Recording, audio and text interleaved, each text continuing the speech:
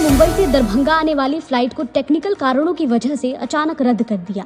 ये जानकारी पैसेंजर्स को तब दी गई जब वो बोर्डिंग पास लेकर फ्लाइट का वेट कर रहे थे।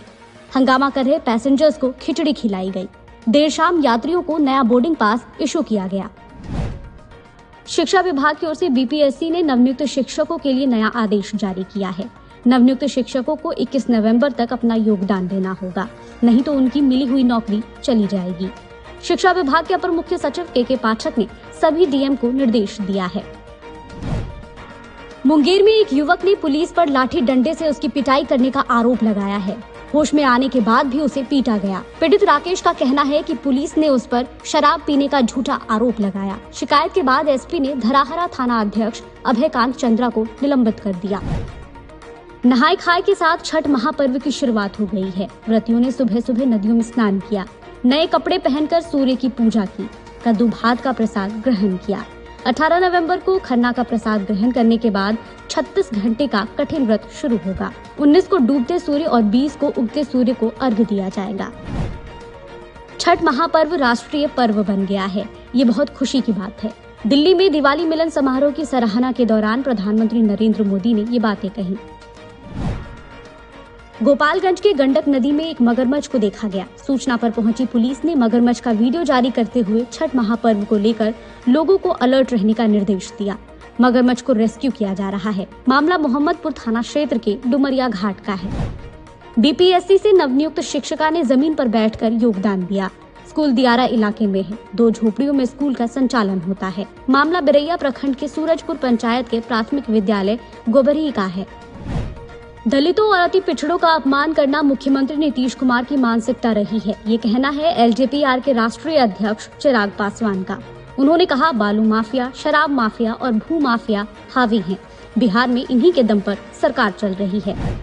मुस्लिम समुदाय के लोगों ने हिंदू साथियों के साथ मिलकर दानापुर के नारियल घाट से लेकर नासरीगंज, चौधराना घाट, हजाम घाट सहित दर्जनों घाटों पर साफ सफाई की। इस दौरान सामाजिक सद्भाव का नजारा देखने को मिला। मुंगेर में पेंट गोदाम में शॉर्ट सर्किट से भीषण आग लग गई। देखते ही देखते पूरा गोदाम जलकर खाक हो गया।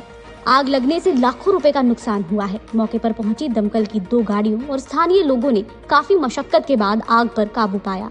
गनीमत रही, किसी जानमाल का नुकसान नहीं हुई।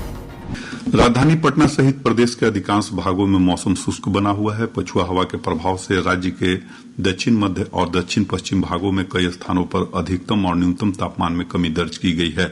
आज कैमूर राज्य का सबसे ठंडा स्थान रहा, जहां का न्यूनतम तापमान 16.2 डिग्री सेल्सियस दर्ज किया गया। मौसम विज्ञान केंद्र पटना के वैज्ञानिक राकेश कुमार ने बताया कि अगले 24 घंटों के दौरान सुबह के समय राज्य के अधिकांश हिस्सों में हल्के स्तर का धुंध छाए रहने की संभावना है। अगले 24 घंटों के दौरान राज्य का मौसम आमतौर से शुष्क रहने तथा राज्य के अधिकांश हिस्सों में सुबह के समय धुंध छाए रहने का पूर्वानुमान है। अगले 2 दिनों के दौरान राज्य के न्यूनतम तापमान में 1 से 2 डिग्री सेल्सियस की बढ़ोतरी की संभावना है। राज्यपाल राजेंद्र विश्वनाथ आर्लेकर ने नए आरक्षण बिल को मंजूरी दे दी है। राज्यपाल के हस्ताक्षर के बाद बिहार में एससी, एसटी, ईबीसी और ओबीसी के लिए आरक्षण का दायरा बढ़कर 65% हो गया है।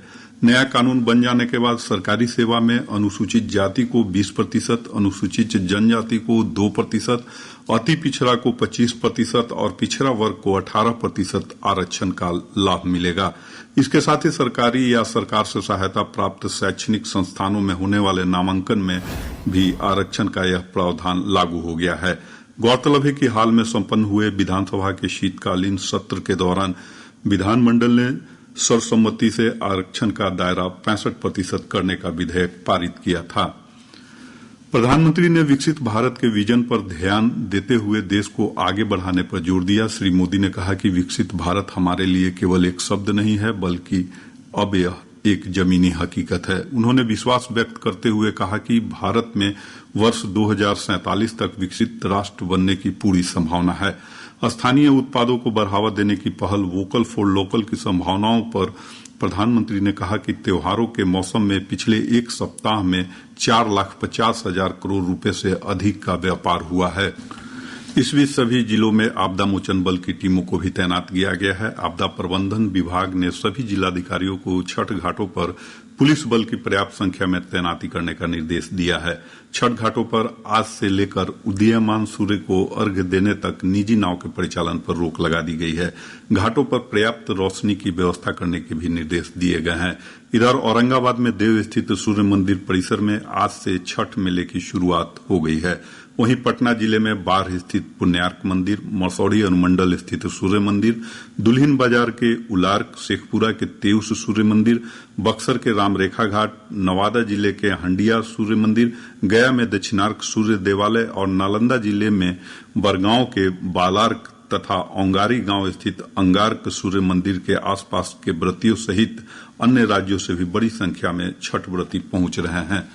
मुख्यमंत्री नीतीश कुमार ने प्रदेशवासियों को छठ पर्व की शुभकामनाएं दी है। मुख्यमंत्री ने अपने संदेश में कहा है कि छठ आत्मा अनुशासन का पर्व है, जिसमें लोग निर्मल मन से अस्ताचल और उदीयमान सूर्य को अर्घ्य अर्पित करते हैं।